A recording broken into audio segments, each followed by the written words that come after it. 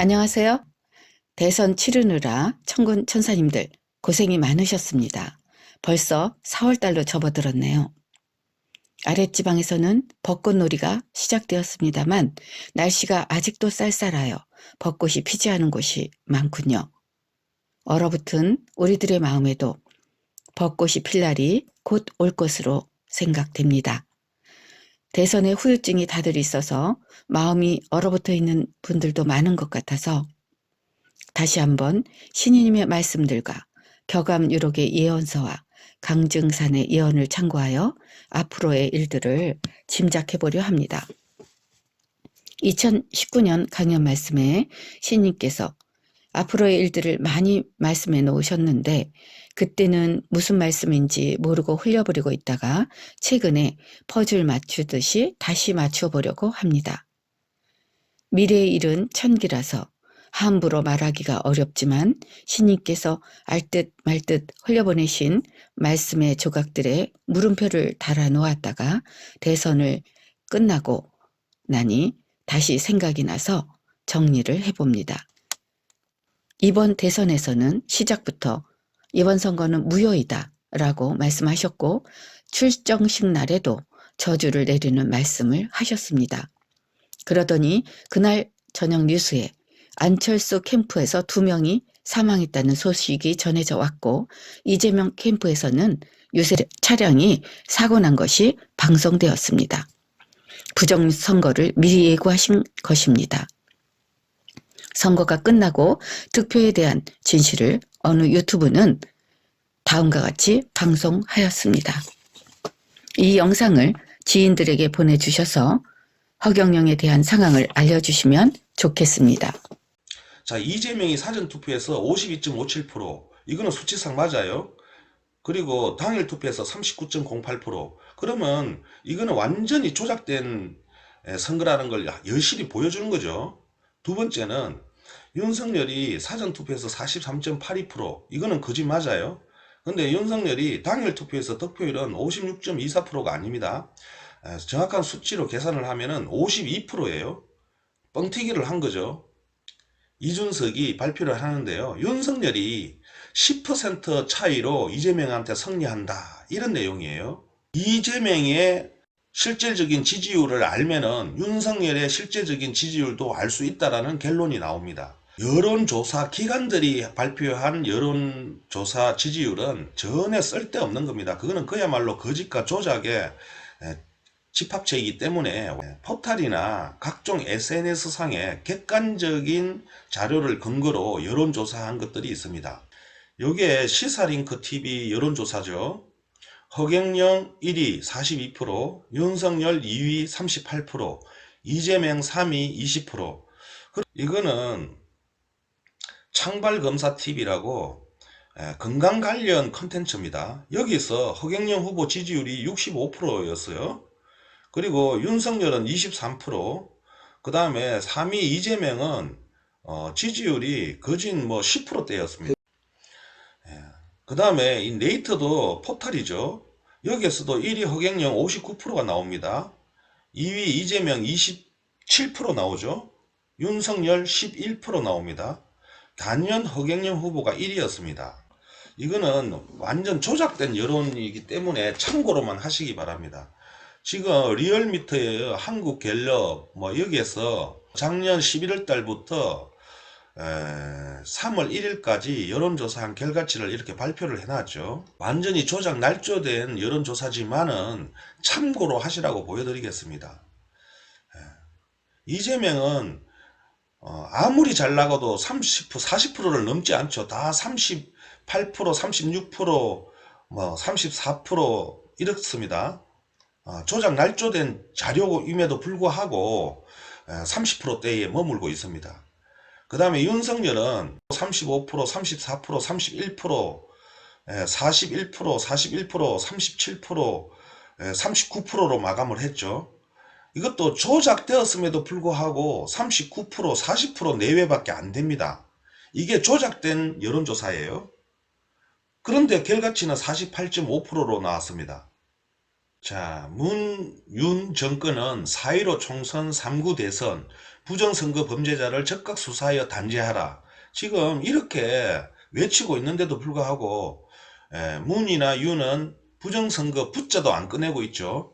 그렇다면은 그 안 꺼내는 그자들은 바로 범인이라는 거예요.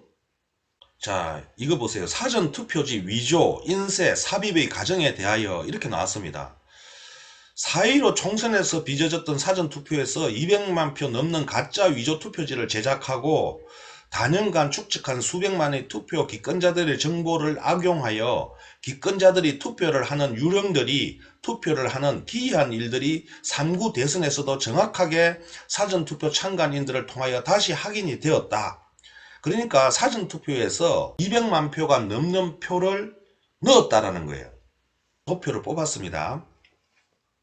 여러분들이 아시는 거는 이재명은 841만 표를 획득하고 윤석열은 701만 표를 획득한 걸로만 알고 있습니다. 물론 이게 조작되었을 거다. 그래서 이재명이 더 많은 거는 이재명만 부정선거를 저질렀을 거다. 이렇게 아시고 계시겠지만은 천만의 만만의 말씀입니다.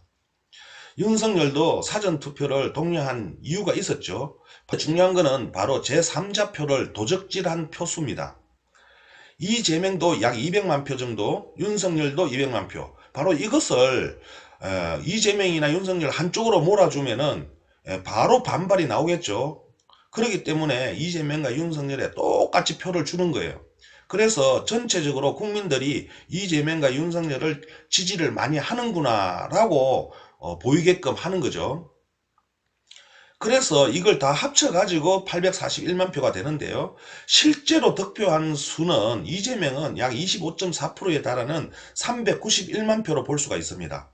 그리고 윤석열은 32.5%에 해당하는 약 501만 표로 볼 수가 있습니다. 왜 윤석열의 지지율이 약 32.5%로 정리하면은 윤석열을 지지하는 태극기 부대 세력들이 있는데요. 자칭 애국자들이 있는데 그네들이 사전선거를 많이 안 했어요. 그리고 또 중요한 거는 이제 20대 대선 본투표 실제 결과입니다. 본투표 실제 결과는 이재명이 774만 표를 획득해서 43.2%를 획득했죠. 그리고 윤석열은 938만 표를 획득해서 52.1%를 획득을 했습니다. 요게 공병호TV에서 커뮤니티에 올라온 내용은 56.54% 이렇게 했는데 그 틀렸어요. 52.1%가 맞습니다. 그런데 중요한 거는 부정한 표는 투입을 못했을 걸로 보입니다. 중요한 거는 제3자표 도적 표수가 본투표에서는 이재명이 330만 표, 윤석열도 330만 표 정도로 추정을 할 수가 있습니다. 이렇게 했을 때 본투표에서 이재명의 실제 득표는 444만 표가 되고요. 지지율은 26.2%가 됩니다. 이게 바로 포털이나 각종 SNS 상에서 객관적으로 조사한 여론조사 25% 내외에 정확히 일치합니다. 그리고 윤석열도 938만 표 중에서 330만 표는 제3자의 표를 도적질한 표죠. 그리고 지지율은 35.8%가 나오는 겁니다. 최종적으로 20대 대선의 투표 결과치 선관위에서 발표한 자료를 보면은 이재명은 1615만 표를 획득해서 47.83%의 득표를 해서 2위다. 윤석열은 1639만 표를 획득해서 48.56%를 획득해서 당선자다. 이렇게 발표를 했습니다.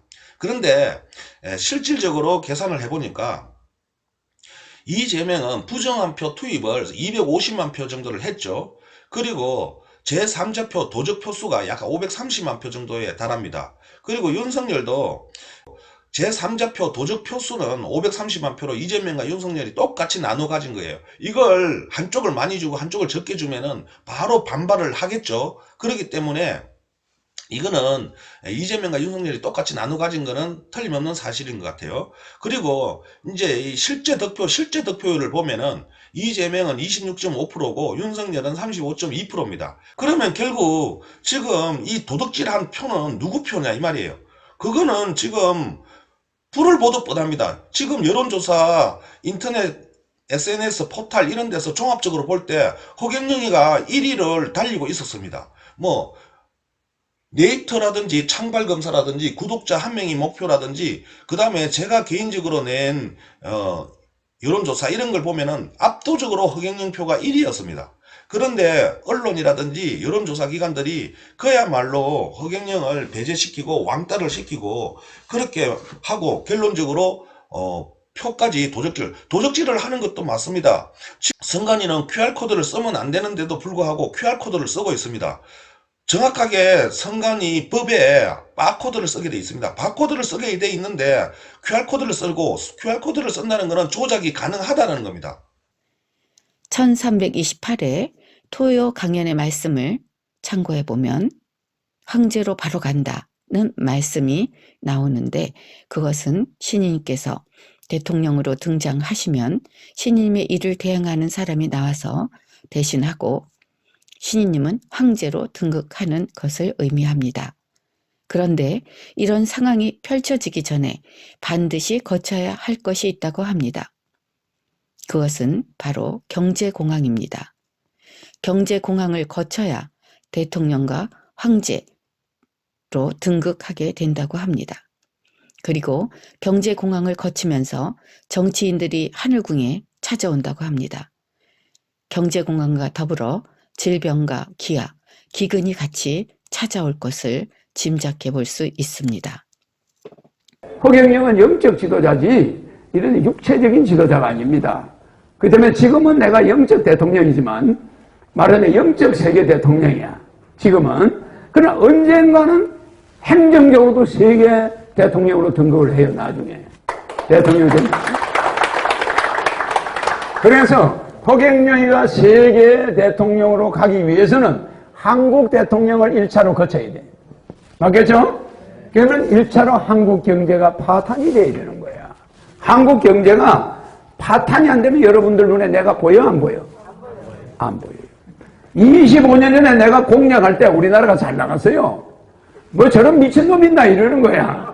그러니까 내가 가만히 있어서 아니 결혼하면은 말이야 1억이면 집이 세 채인데 저 미친 사람이 집을 세 채를 주겠다는 거야.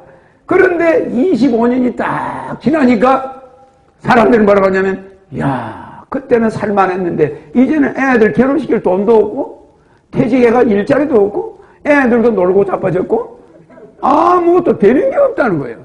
농협에서 빚 내놔라 돈 내놔라 그러지 이자 나가지. 노는 전부 은행에 농협에 들어가 있지. 뭐 애들 장가 보낼 돈 있나? 없어. 시골에 전세 하나 없는데 1억 5천. 결혼시키는데 5천. 한 사람당 2억이 있을 텐데 아들 두 놈이 집에서 빈둥빈둥 30이 넘은 놈들이 장가도 못 가고 놀고 앉아있네. 그럼 직장은 있나? 직장도 없네. 누가 와 이거? 에?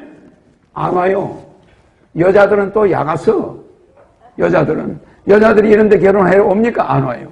그래서 우리나라는 어차피 허경영이가 대통령 되기 전에는 결혼 못하는 사람이 눈덩이처럼 불어난다는 거. 맞습니까? 안 맞습니까? 그래서 내가 이 말을 하는 이유는 효를 제대로만 알아버리면 효의 세 가지가 뭐였죠? 효도의 3대 요소 물효, 심효, 대효. 대효는 뭐라고 그랬죠? 네?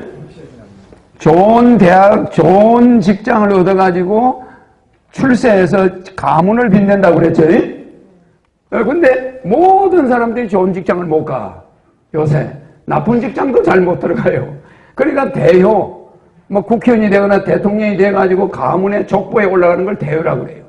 그 대효 없어, 요새. 아예 대효 대신 뭐라고 그랬어요?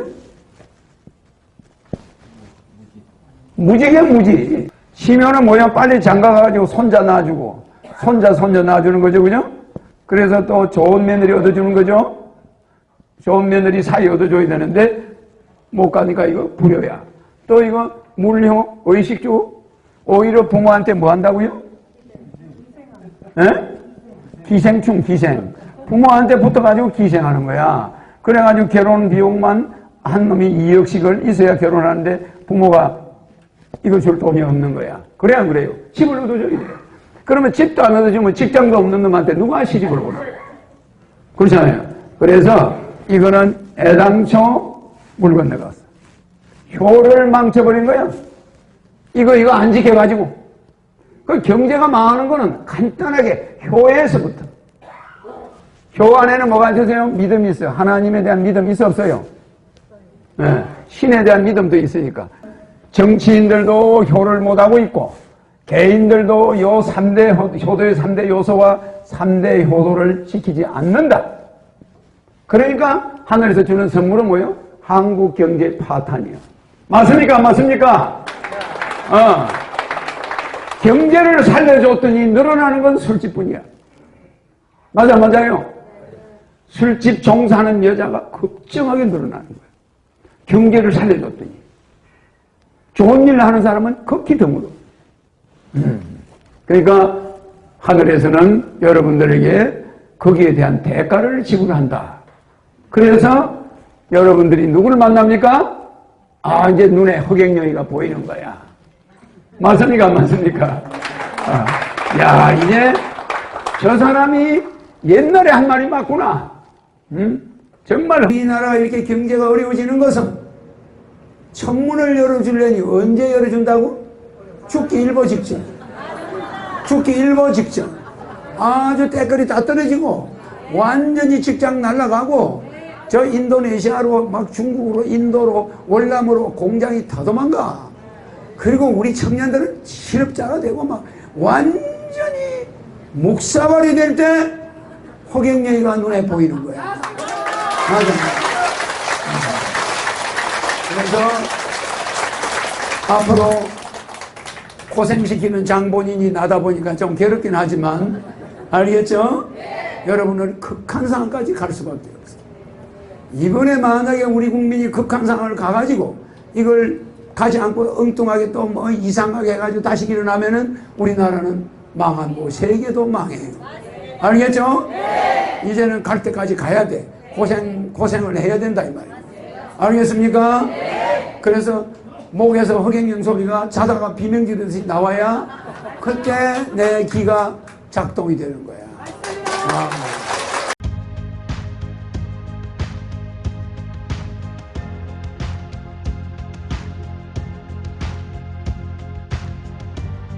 총재님이 다 대통령 되시면은 다 해결될 문제이긴 하지만 이 총재님 대통령 되시기 전까지 국민들은 개개인의 입장에서 어떻게 이 경제 위기에 대비하면 좋을지 알려주실 수 있으실까요? 국민들은 지금 말이야 전쟁 국면에 피난민 생활을 해야 돼.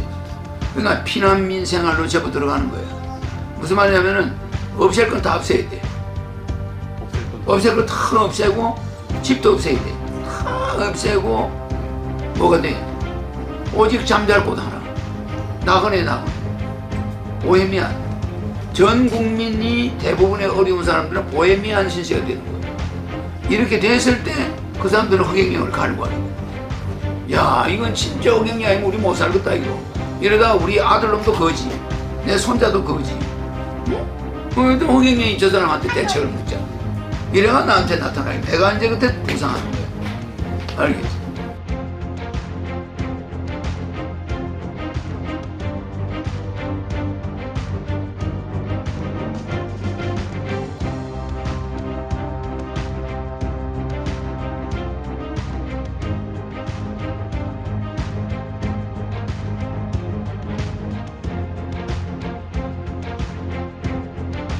신님께서 대선 2개월 전에 하신 말씀이 21대 대통령은 황제 대통령이라고 하면서 20대 대통령의 20은 최악의 수로서 허경영이가 나타나서 1억을 주지 않으면 나라가 엉망이 된다고 하셨습니다.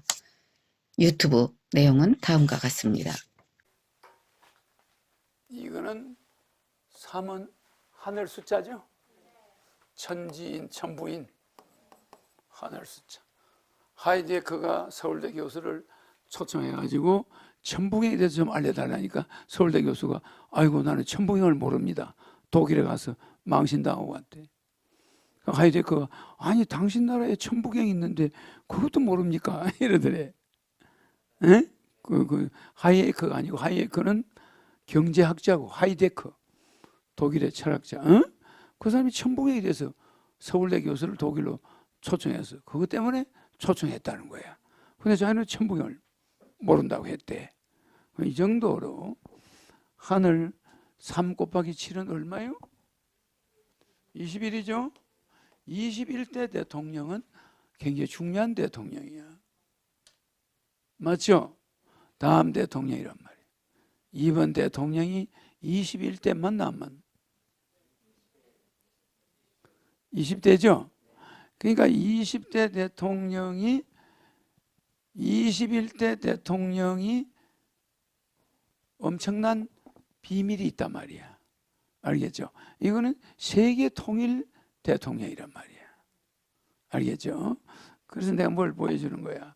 3 곱하기 뭐 이거는 더하기 7은 얼마예요? 이거는 완성수였어요. 완성수죠? 3 더하기 7은 10이잖아. 그죠? 완성수죠. 10은 땅에서 우리가 말하는 완성수. 이거는 하늘의 완성수야. 그래서 천부경이 일적 10거 그러죠. 일적 10거. 이 10거가 여기 있는 거예요. 그래서 이 천부경에 나와 있는 자가 허경영이에요. 그래서 실제 20을 넘어서면은, 지금 20을 넘어서면은, 지금 문재인이가 몇 대 대통령이에요? 19대 대통령이죠? 20대 대통령이 나오면 21대 대통령이 무시무시한 사람이 나오겠죠. 그러면 나는 20대 이 21이라는 이 숫자를 온전히 하려면 바로 이번에 대통령으로 올라가야 21대 대통령이 세계를 통일하는 대통령이 되는 거야. 알겠죠? 그래서 이거는 세계를 통일하는 대통령은 한반도의 21대 대통령 때 세계를 통일해. 그러면 내가 몇 대 나와야 되겠어? 20대 나와야 되겠죠? 20이라는 숫자는 가장 안 좋은 숫자야. 일반 사람은 전부 다 죽어. 그래서 누구도 접근할 수 없는, 만약에 이때 허경영이 아닌 자가 대통령이 되면 나라 절단날. 절단날. 왜? 최악의 숫자야. 다 굶어 죽어. 다 어려워져. 지금보다 코로나가 100배가 무서운 코로나가 올 거야 아마. 이렇게 어려운 시절이 20대 대통령 시절이야. 이때는 21대 나와서 세계를 통일하려면 대통령 돼야 되나 안 돼야 되나? 내가 오면은 이 애군이 올까? 천우신조를 동원해서 다 없애버려. 1억씩 줘. 만약에 내년 3월 9일 날 내가 대통령이 돼서 여러분한테 1억씩을 안 주는 날이면 걸베이 돼가지고 죽는 사람이 수도 없어. 피가 난 사람 수도 없어. 희망을 잃은 자들이 그냥 자폭 자살 엄청난 일이 벌어져. 그래서 이 20대 대통령은 무시무시한 대통령이에요. 이거는 이제 주요로 내가 천부경으로 여러분한테 보여주는 거야. 알겠죠? 이 일적 10거, 이 완성수와 이게 일치하는 거예요. 맞아, 맞아. 3 곱하기 7이죠? 3 더하기 7이죠? 다르잖아. 그래서 이 10이 되는 이 완성수가 3 더하기 7인데, 이거는 하늘의 숫자와 땅의 숫자야. 그죠? 합치면 합이 돼요. 그러니까 이 21이라는 이 한국의 21대 대통령이 세계를 통일한다.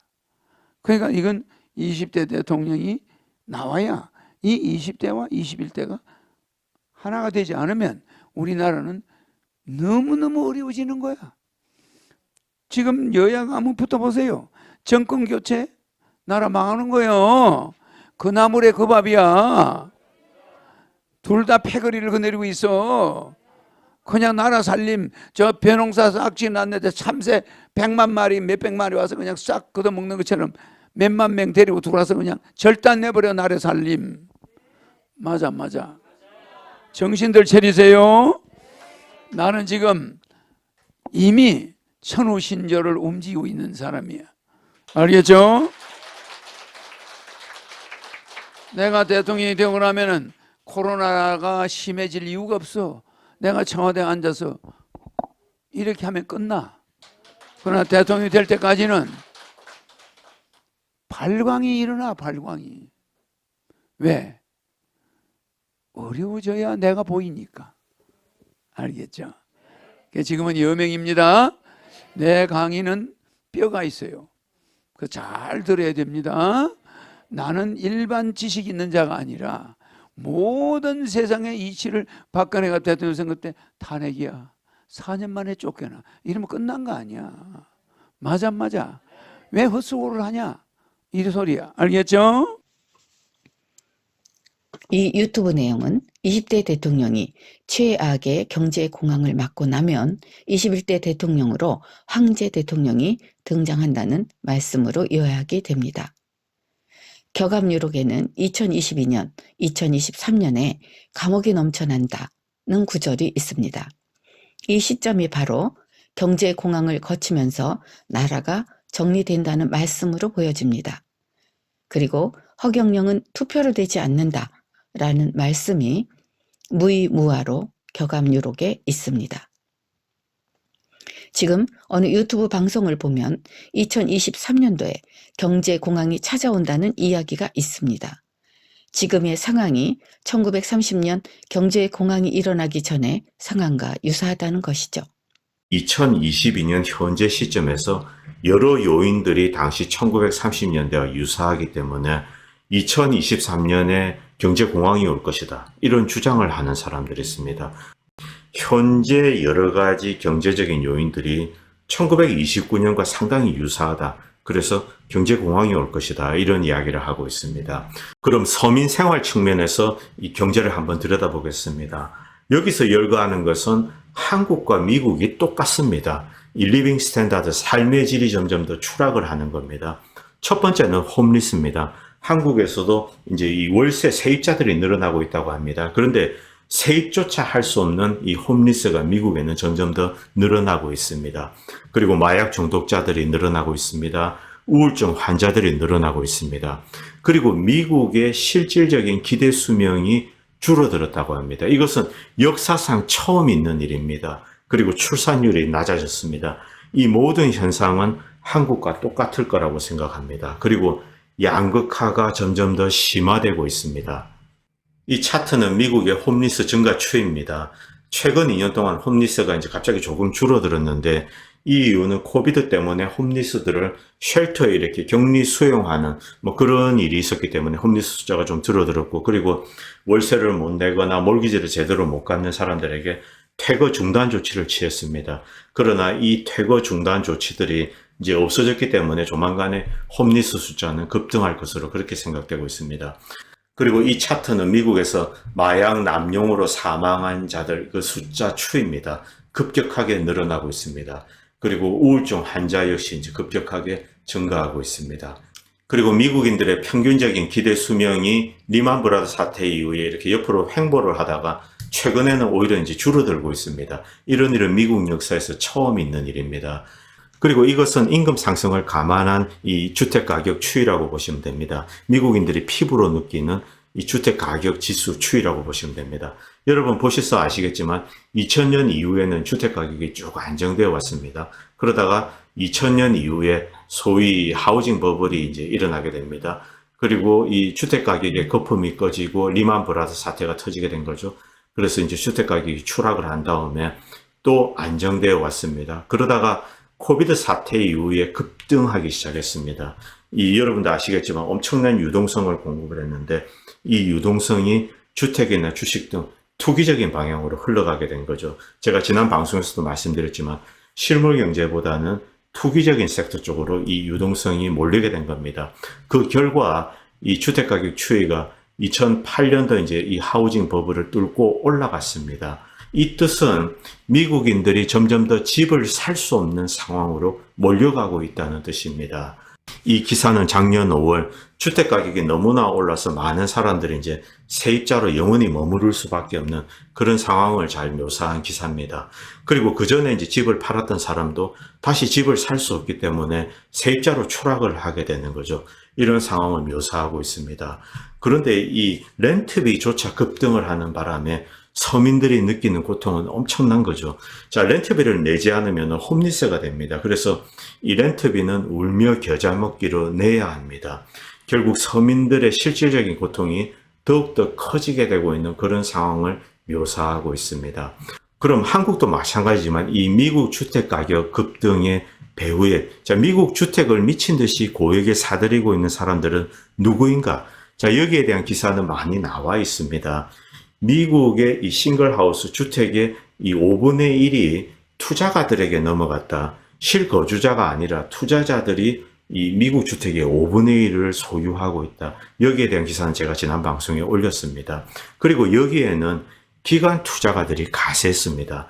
자, 이런 일은 과거에는 없었던 일입니다. 이것은 정부 차원에서 사실은 막았어야 하는 일입니다. 모든 정부는 이 미국의 주택을 실거주자에게 이제 어포더블하게 만들 의무가 있습니다. 그런데 최근 2년 동안 모두 각국 정부들은 이 의무들을 지키지 않았습니다. 그리고 투자자들, 어떤 기관 세력들도 역시 여기에 가담해서 미국 주택을 닥치는 대로 사들였습니다.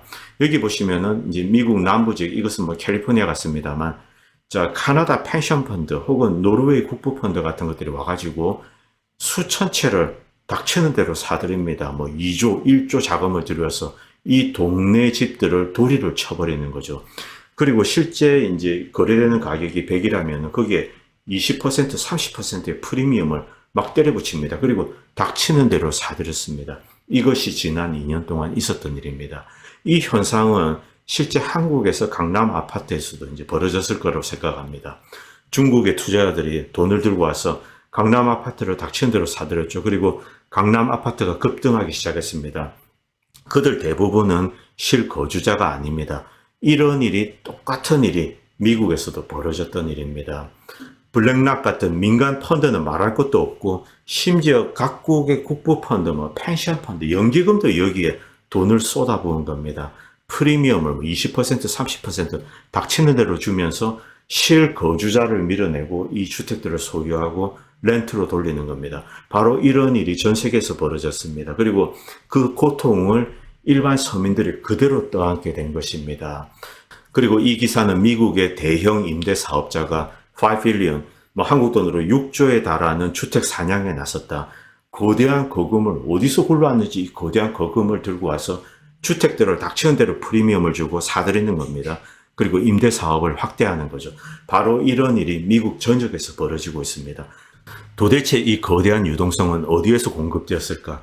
지금 미국의 유동성의 35%는 최근 2년 동안 이 연준이 이제 시중에 공급한 겁니다. 이 유동성이 실물 경제에 흘러오기보다는 이 금융권을 거쳐서 투기 세력에게 먼저 흘러간 겁니다. 자, 각종 이제 투자은행, 뮤추얼 펀드, 해치 펀드 이런 곳으로 흘러간 다음에 주택, 이 주식 닥치는 대로 사들이는 거죠. 특히 이 주택으로 흘러간 것은 이제 주택을 사들여서 임대 사업에 나서는 겁니다. 이런 현상은 과거에는 존재하지 않았던 겁니다. 통상적으로 정부에서는 이 실거주자를 위해서 주택이 어포더블하게 공급될 수 있도록 그렇게 이 정책을 마련합니다. 그런데 이 투기 세력이 이 연준에서 이제 흘러나온 이 유동성을 바탕으로 닥치는 대로 사들여서 프리미엄을 막 주고 가격을 막 띄우는 거죠. 그리고 임대 사업을 한다. 이런 일은 전대미문의 일입니다. 이것은 유럽에서도 마찬가지 현상이라고 합니다. 바로 이런 일이 지금 벌어지고 있는데 결국 여기에 대한 뭐 다양한 음모론이 존재하지만 어쨌든 피부로 느끼는 것은 미국인들이 점점 더 가난해지고 있다는 것입니다.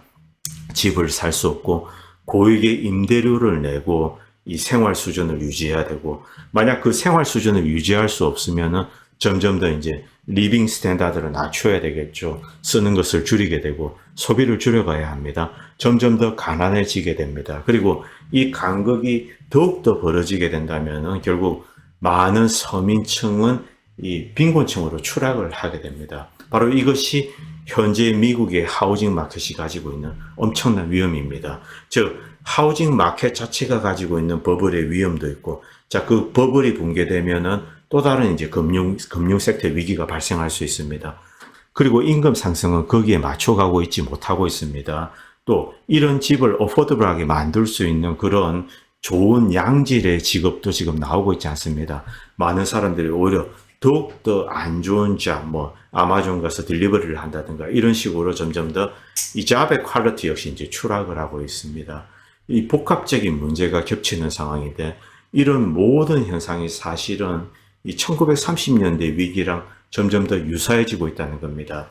자, 앞에서 밀턴 프리드만은 1930년대 이 금융 섹터 위기를 정부나 이제 연준이 잘못 다뤘다 이렇게 비판을 했습니다만, 그러나 그 이전에 실물 경제에서 여러 가지 파열음, 여러 가지 이제 서민층의 소득이 줄어들고 서민의 이제 빈곤 지수가 올라가고 이제 이런 일들이 점점 더 벌어졌던 거죠.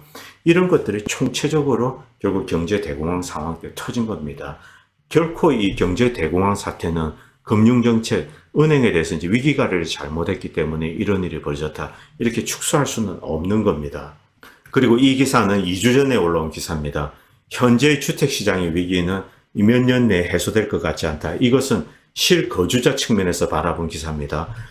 다음 차트는 굉장히 충격적인 차트입니다. 이것은 미국의 싱글 패밀리 단독주택입니다. 단독주택 인벤토리입니다. 자, 집을 사고 싶은데 시중에 나갔는데, 마켓을 갔는데 살 물건 숫자 자체가 없는 겁니다. 인벤토리가 확 줄었습니다. 그런데 이 숫자가 의미하는 것은 과거와는 다릅니다.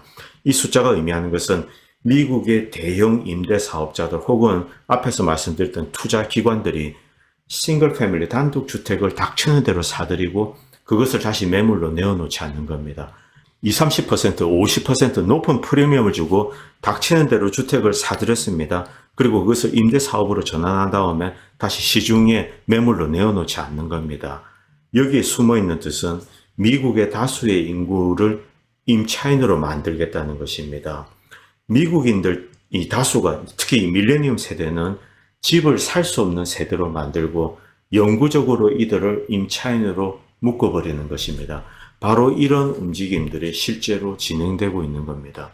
결국 임차인이 되게 된다면 높은 임대료를 이제 줘야 됩니다. 그런 식으로 가처분 소득이 이제 줄어들게 되겠죠. 그리고 점점 더 소비가 줄어들게 됩니다. 이런 식으로 미국의 다수의 대중을 점점 더 가난하게 만들고 부자의 영원한 이제 주택 노예로 만드는 것입니다. 바로 이런 흐름들이 실제 미국뿐만이 아니라 한국도 똑같이 진행되고 있는 것으로 알고 있습니다. 한국 역시 월세 매물이 말라버린 것으로 저는 그렇게 들었습니다. 자, 이런 일들이 지금 이 전 세계에서 진행되고 있습니다. 동시다발적인 현상입니다. 우리가 1930년대 경제 대공황을 돌아다 보면서 1930년 이전에 여러 가지 조짐들이 있었습니다. 밀턴 프리드만은 1930년대 이 현대적인 의미에서 통화 정책을 펴고 유동성을 공급하고 뱅킹 크라이시스를 막고 그러면은 2, 3년 안에 경제를 다시 복원시킬 수 있다, 이런 주장을 하고 있습니다만 많은 사람들은 거기에 사실 동의하지 않습니다. 1930년대 이 경제 대공황은 여러 가지 복합적인 요인들 때문입니다. 그리고 이 뱅킹 크라이시스 이전에 불길한 조짐들이 있었습니다. 바로 그러한 불길한 조짐들이 2022년 현재 지금 우리가 목격하고 있는 겁니다. 그래서 많은 이제 경제 컬럼니스트들 그리고 애널리스트, 학자들이 2023년경에 새로운 형태의 경제 대공황이 올 것이다. 이것은 과거의 경제 공황과는 좀 차원이 다른 형태의 굉장히 충격적인 그런 여파를 끼칠 것이다, 이런 주장을 하고 있습니다. 그 정도로 미국의 서민들이 실질적으로 느끼는 고통이 더욱더 커져가고 있는 거죠.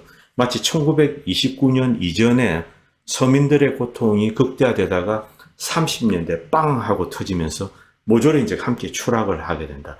바로 이런 것이 재현되는 것이 아닌가